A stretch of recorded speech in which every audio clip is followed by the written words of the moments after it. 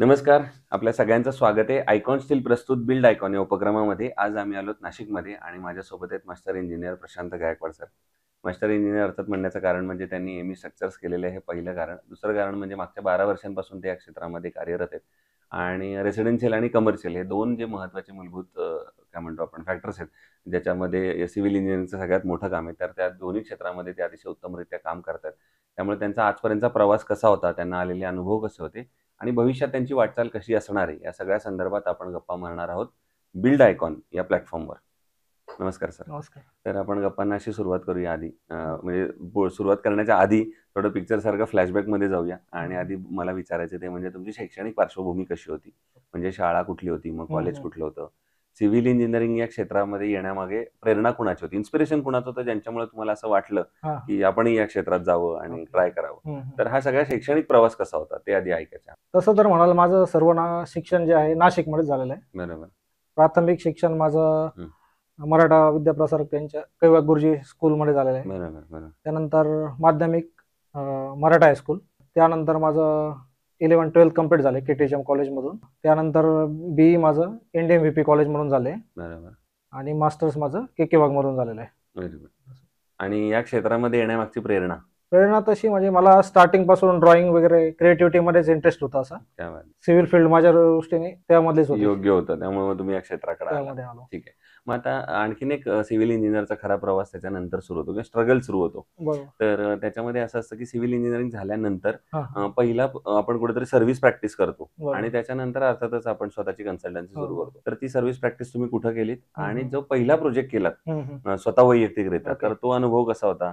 तो करताना काही दडपण आलं का? कुणाच्या रेफरन्सने तो प्रोजेक्ट मिळाला आणि तो प्रोजेक्ट कसा पूर्ण झाला, तर काय सांगा? तर मी ज्यावेळेस माझी ME स्टार्ट होते त्यावेळेस मी पार्ट टाइम नितीन टेकाळे म्हणून सिनियर कन्सल्टंट आहे नाशिकमध्ये, त्यांच्याकडे वर्किंग केलं. ज्यानंतर माझी ME कम्प्लीट झाली त्यानंतर नाशिकमध्ये दुसरे शैलेश धुमणे म्हणून RCC कन्सल्टंट आहे, तर त्यांच्याकडे वर्किंग केलं साधारणतः 5-6 वर्ष. आणि ते चालू असताना मी साइड बाय साइड माझे पण प्रोजेक्ट करायचो आणि नंतर मी माझी स्वतःचं ऑफिस टाकून माझं वर्किंग चालू केलं आणि आजपर्यंत माझे साधारणतः 600+ प्रोजेक्ट पण कम्प्लीट आहेत. पण पहिला प्रोजेक्ट जो तुम्ही केलात वैयक्तिकरित्या, तर त्याची काही आठवण आहे का की जो केला तो छोटा मोठा कुणाचा होता, कसा मिळाला? स्टार्टिंगला प्रोजेक्ट असे रेफरन्स मधूनच भेटत गेले मला. बरोबर. आणि त्यामधूनच मग रेफरन्स अशी माझी डेव्हलपमेंट पुढे कंटिन्यू होत राहिली. मग आता या क्षेत्रातल्या काही प्रश्नांकडे येऊया. त्यातला पहिला महत्वाचा प्रश्न आहे म्हणजे जेव्हा तुम्ही मास्टर्स कम्प्लीट केलं असेल, स्वतः कन्सल्टन्सी सुरू केली आणि जेव्हा पहिल्यांदा साईटवर पोहोचला असाल तेव्हा तुम्हाला लक्षात आलं असेल की आपला रोज सामना हा अनस्किल्ड लेबरशी आहे, अकुशल कामगारांबरोबर रोज आपल्याला बोलायचं आणि त्यांना काही महत्वाची जबाबदारी दिली तर कदाचित दुर्घटना सुद्धा होण्याची शक्यता आहे. तर अशा वेळेला तुम्ही ती सिच्युएशन कशी हँडल करता? स्टार्टिंगला मला तसे बरेच अनुभव आले.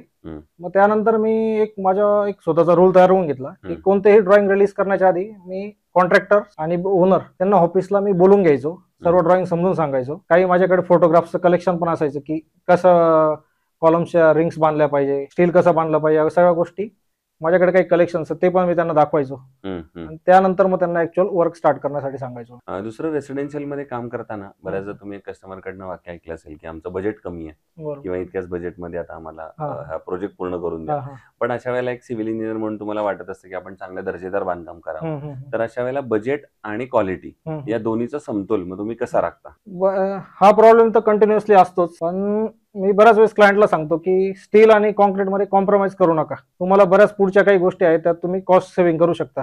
किंवा बऱ्याच वेळेस आम्हाला एक जजमेंट येतं की साधारण कॉन्ट्रॅक्टर कोण आहे, त्याचं रेप्युटेशन कसं आहे, काम कसं करतो, त्यानुसार आम्ही मग आमचं डिझाईन त्याप्रमाणे देत असतो. किंवा ओनर्स आहे, बिल्डर्स आहे, त्यांचे आजपर्यंतचं रेप्युटेशन कसं आहे, ते सांगितल्याप्रमाणे काम करता का, नंबर ऑफ टेस्टिंग ज्या सांगतो आम्ही त्या करतात का, तर त्याप्रमाणे आम्ही त्यांची कॉस्ट वाचवून देत असतो. आता एक जरा वेगळा प्रश्न आहे. तुम्ही मगाशी म्हणलात की मी मूळचा नाशिकचा आहे, तुमचं शिक्षण इथं झालं आणि आता इथं इतकं उत्तम काम चालू आहे. तर या अनुषंगाने हा प्रश्न आहे की नाशिक जिल्ह्याच्या विकासाचं विजन एक इंजिनियर म्हणून तुम्हाला विचारलं तर तुमच्या डोळ्यासमोर कुठले मुद्दे येतात ज्या मुद्द्यांवर किंवा ज्या क्षेत्रांवर आता प्रशासनानं काम करण्याची गरज आहे जर नाशिकचा सर्वांगीण विकास आपल्याला एक इंजिनिअरिंगच्या दृष्टीनं बघायचा असेल तर?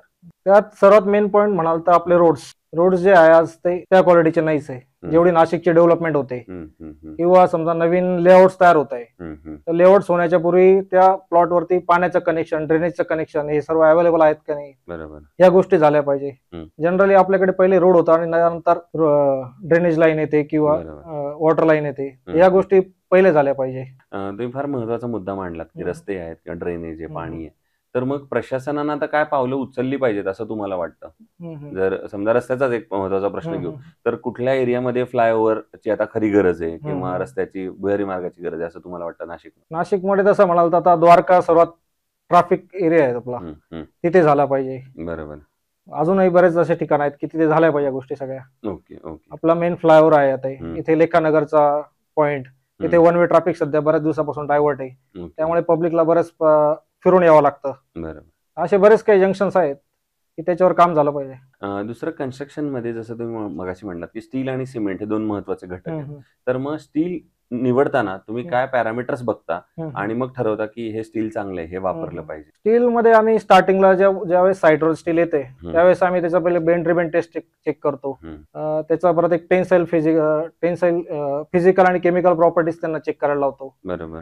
त्यानंतर बार आपले फुल राऊंडेड आहेत का चपटे आहेत ते बघायला लावतो. हे महत्वाचे 2-3 पॅरामीटर. करोजन वगैरे झालेले आहे त्या गोष्टी चेक करतो. बरोबर.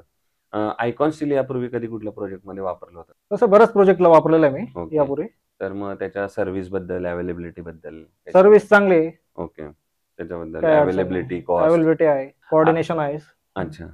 आता एक खरा अवघड प्रश्न आहे, ते म्हणजे एवढे 600 प्रोजेक्ट केल्यानंतर त्यातला एकच प्रोजेक्ट जर निवडायची वेळ आली की जो तुमचा सगळ्यात आवडीचा प्रोजेक्ट आहे, जो कायम आठवणीत राहील, तर तो प्रोजेक्ट कुठला आणि त्याची स्पेशालिटी काय? तो प्रोजेक्ट म्हणजे माझे स्वतः जे ऑफिस आहे तीच बिल्डिंग. अच्छा. त्या बिल्डिंगला बेसमेंट होते, वॉटर टेबल हाय होतं, त्यानंतर प्रत्येक फ्लोअरला बीम ग्रेड वेगळे होते, म्हणजे खाली बेसमेंट, त्याच्यानंतर शॉप नंतर ऑफिसेस नंतर रेसिडेन्शियल.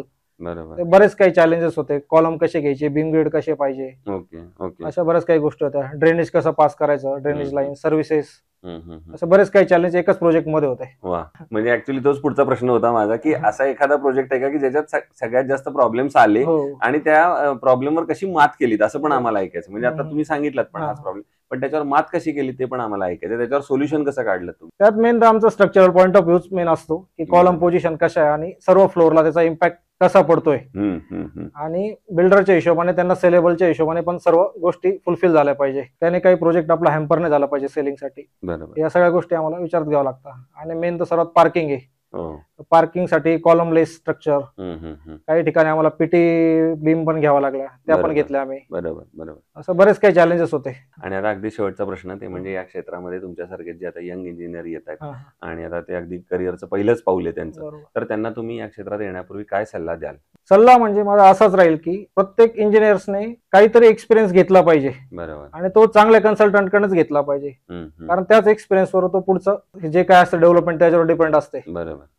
तर मग ती ज्यावेळेस घेताना त्यांनी काही पेमेंट्स वगैरे ह्या गोष्टीकडे न लक्ष देता आपण चांगल्या कन्सल्टंटकडे कशी प्रॅक्टिस करू शकतो त्याच्याकडे लक्ष दिलं पाहिजे. तर ते इंजिनियर प्रशांत गायकवाड, आणि त्यांनी सांगितलं त्याप्रमाणे की आधी या क्षेत्रामध्ये येण्यापूर्वी अनुभव फार महत्वाचा आहे. ज्याप्रमाणे एखाद्या बिल्डिंगचा पाया अतिशय महत्वाचा असतो, तो पाया चांगला असेल तर वरती इमारत चांगली उभी राहू शकते. त्याप्रमाणे तुमच्याकडे अनुभवाचा जर पाया असेल तर तुमची यशाची इमारत, करिअरची इमारत नक्की चांगली उभी राहील. या क्षेत्रामध्ये चांगल्या अमर्याद संधी आहेत, तेव्हा नक्की या क्षेत्रामध्ये मोठ्या संख्येने या. पुन्हा एकदा आपल्या मनापासून आभार की तुम्ही आलात आणि भविष्यात सुद्धा असेच उत्तम उत्तम आयकॉनिक प्रोजेक्टची निर्मिती आपल्या हातून घडावी, याच आयकॉन स्टील तर्फे मनपूर्वक शुभेच्छा. धन्यवाद.